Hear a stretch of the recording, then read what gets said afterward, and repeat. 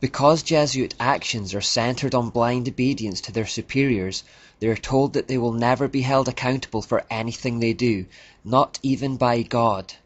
They are absolved of all personal responsibility as they become mere puppets for those that are higher up in the hierarchy. A professor told a student who was studying under him to become a Catholic priest, "You will never have to give an account to God for actions you do by the order of your legitimate superiors. If they were to deceive you, being themselves deceived, they alone would be responsible for the error you have committed.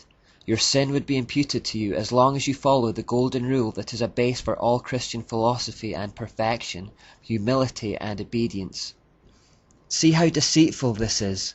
The superiors are basically saying, you'll never have to give an account of your actions to God, don't worry about it. This allows them to perpetrate any act in the belief that they are beyond judgment.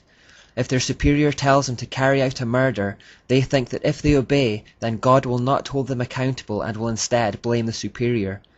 This is one method the hierarchy uses to overcome or bypass the conscience of an individual.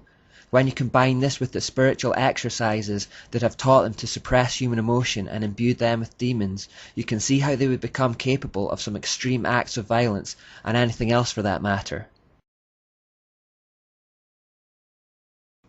A second vital principle for Jesuits can be summed up in the phrase, "The end justifies the means." Remember this one, it's very important. Before this maxim, the ideas of absolute right and wrong completely vanish.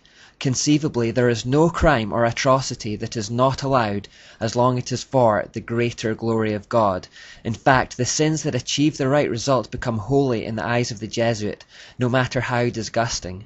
You can lie, cheat, steal, rape or murder, but if the ends are the right ones in their eyes, then the means are justified.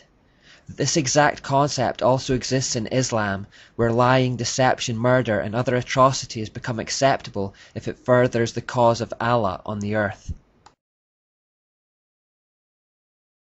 A third twisted principle of the Jesuits is probabilism.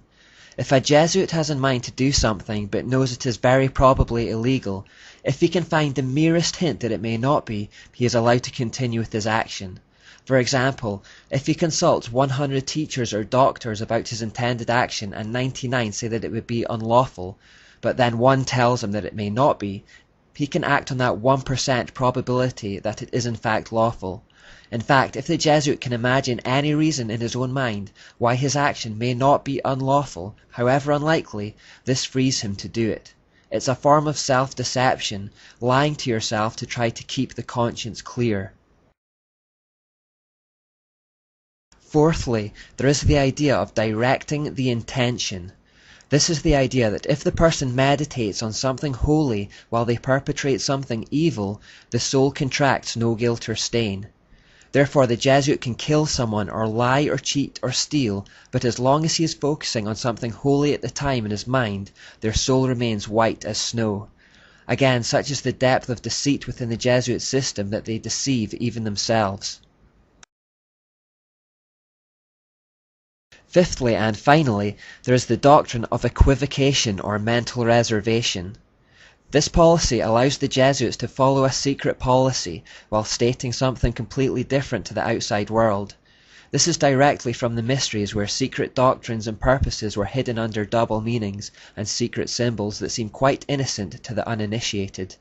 A Jesuit quoted, "It is permitted to use ambiguous terms, leading people to understand them in a different sense from that in which we understand them. A man may swear that he never did something, though he actually did, meaning within himself that he did not do so on such a day, or before he was born, or under any circumstances, while the words he employs may have no such sense as would discover his meaning." He goes on to say, "It is the intention that determines the quality of the action, and one may avoid falsehood if, after saying or denying something aloud, then add something under his breath that, if true, would make his statement the truth." So take this example. A Jesuit murders a man on a Thursday, and the police take him in for questioning and ask him if he murdered the man in question. The Jesuit replies, "I did not murder him," which is obviously a lie because he did, but then under his breath or mentally he adds the words, "on Friday." These inaudible words that he whispered to himself after the initial lie have now made the statement true. By doing this, Jesuits can permit perjury and, in their own eyes, remain blameless.